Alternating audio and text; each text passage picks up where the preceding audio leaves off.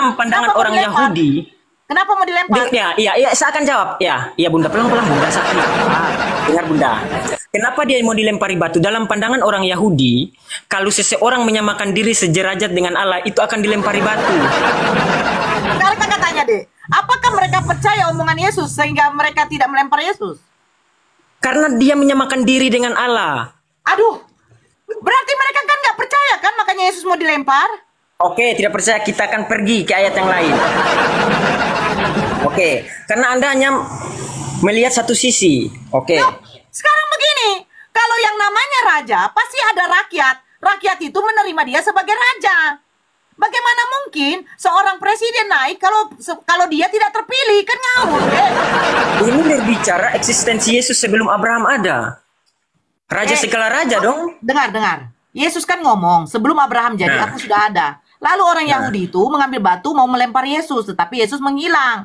Kan begitu. Berarti Katanya, kenapa dia mau dilempari batu? bukan kenapa, karena mereka tidak menerima.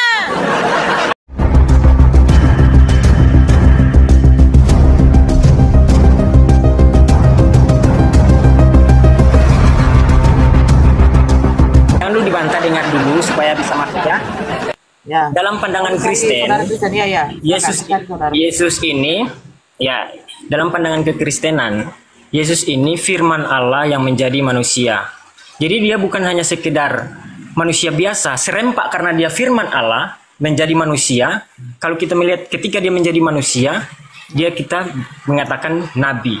Tapi kita melihat dalam ayat-ayat Injil, eksistensinya dia sebagai Allah, dia berbicara dia sebagai Allah. Satu contoh misalnya, sabar Bunda ya, Yohanes 8, sabar Bunda ya, saya sudah lupa tadi, sabar Bunda. Yohanes 8 nomor 58. Kita baca ya. Yohanes 8 ayat 58. Kata Yesus kepada mereka, aku berkata kepadamu, sesungguhnya sebelum Abraham jadi, aku telah ada. Ya, tunggu, dengar saya Bunda dulu ya. Tunggu, Bunda, sabar. Nanti Bunda jawab saya. Ya tunggu. Iya. Oke, saya baca baru. Bunda dengarkan saya ya. Saya baca terus. Ya, oke. Ya 59. Iya. Dari atas dulu pertama. Kata Yesus kepada mereka, aku berkata kepadamu, sesungguhnya sebelum Abraham jadi, aku telah ada. Lalu mereka mengambil batu untuk melempari dia, tetapi Yesus menghilang dan meninggalkan bait Allah.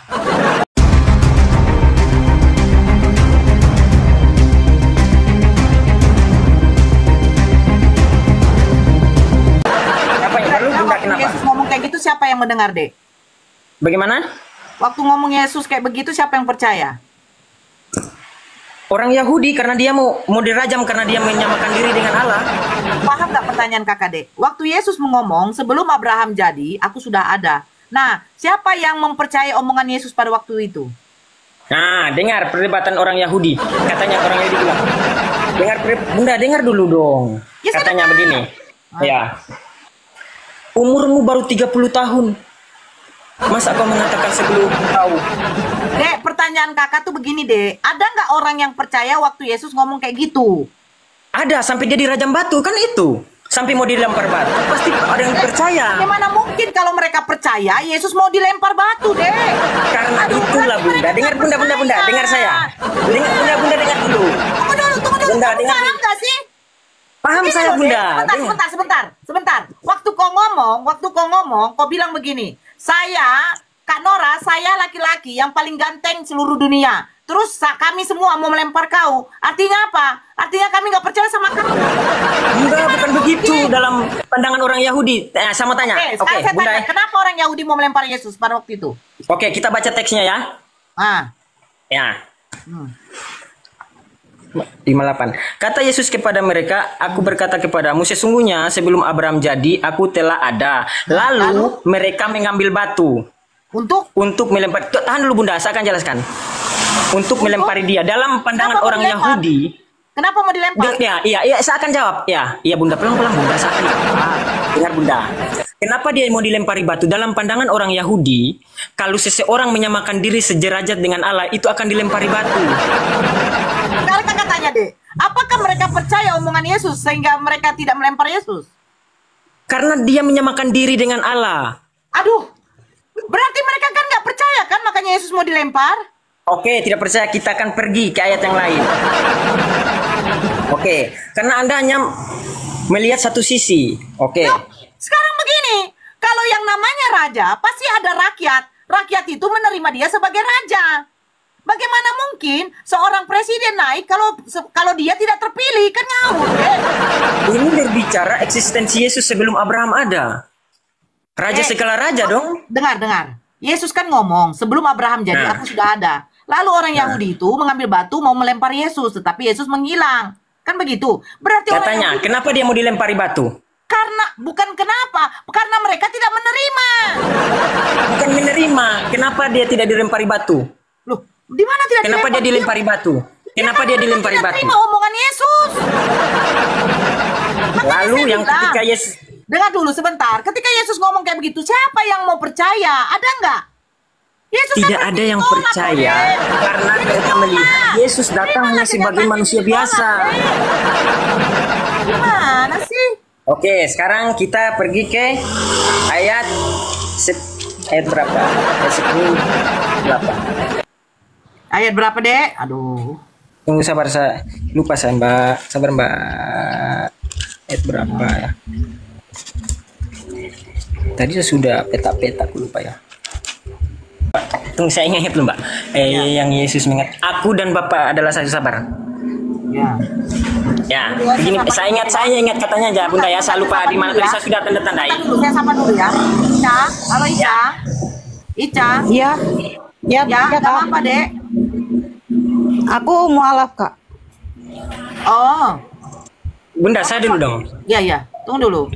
Malafnya kapan?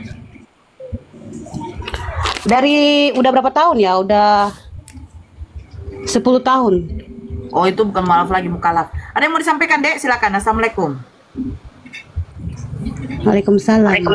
Enggak, aku nyimak di bawah. Cuman terlalu bertele-tele. Ya, begitulah. Terlalu ngetar-ngetar, bikin pusing. Ya, tunggu dulu. Papa Intinya muda, itu- kalau Papa muda, Iya, agama apa, Bang? agama Islam, Bu. Ya, ada. Ya, salam, Bang. Assalamualaikum. Ada yang mau disampaikan, Bang? Waalaikumsalam. Nggak ada, Bu. Ingin naik aja. Oh, disimak di bawah aja dulu ya, Bang. Oke. Oke, Nawan. Gimana, Nawan? Ya, yang saya lupa. Tadi saya sudah kotak-kotak ayatnya, cuma lupa. Yang Yesus mengatakan, Bunda didengar dulu saya, baru Bunda. Kan supaya enak kan kita diskusi. Yang mengatakan, kan ini Bunda hanya melihat satu sisi bahwa Yesus itu mau dirajam. Tapi kita akan melihat, apanya yang mau dirajam batu oleh orang Yahudi ya. Yesus mengatakan, aku bukan dari dunia ini. Aku dan Bapa adalah satu. Ya, kita harus melihat, apanya yang satu. Sementara Abraham sudah ada lebih dahulu dari Yesus. Berarti ini berbicara tentang eksistensi Yesus sebelum dunia ini ada. Dia sebagai firman Allah yang satu dengan Allah. Itu maksudnya Bunda. Jadi bukan hanya dilihat salah satu sisi Yesus ketika firman menjadi manusia, begitu Bunda.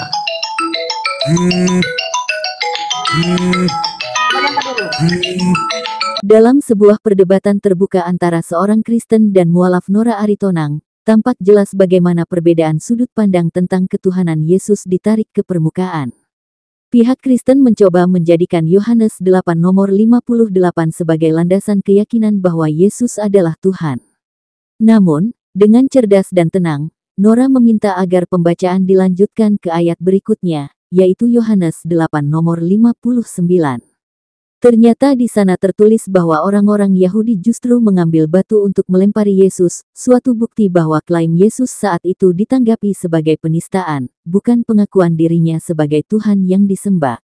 Ketika argumen pihak Kristen mulai goyah, ia tetap ngotot dengan dalih, Tuhan menjelma menjadi manusia, dan merujuk pada pernyataan Yesus dan Bapa adalah satu. Padahal, di banyak ayat lain Yesus justru menegaskan dirinya bukan Tuhan, melainkan utusan Tuhan. Misalnya, Yohanes 17 nomor 3, inilah hidup yang kekal itu, yaitu bahwa mereka mengenal Engkau, satu-satunya Allah yang benar, dan mengenal Yesus Kristus yang telah Engkau utus. Yohanes 12 nomor 49, sebab aku tidak berkata-kata dari diriku sendiri, tetapi Bapa yang mengutus aku, dialah yang memerintahkan aku untuk mengatakan apa yang harus aku katakan dan aku sampaikan. Markus 13 nomor 32, tetapi tentang hari atau saat itu tidak seorang pun yang tahu, malaikat-malaikat di sorga tidak, anak pun tidak, hanya Bapa saja. Ayat-ayat ini dengan terang benderang menunjukkan bahwa Yesus sendiri mengaku sebagai utusan, tunduk pada Allah, bahkan tidak tahu hal-hal yang hanya diketahui Bapa. Dengan demikian, argumentasi Nora Aritonang menohok dengan cara elegan, jika Yesus benar Tuhan, mengapa ia berulang kali menyatakan diri sebagai utusan, bergantung pada Allah, dan tidak mengetahui hal-hal yang hanya dimiliki Bapa? Pertanyaan sederhana namun telak yang membuat klaim ketuhanan Yesus dalam perdebatan itu terlihat rapuh.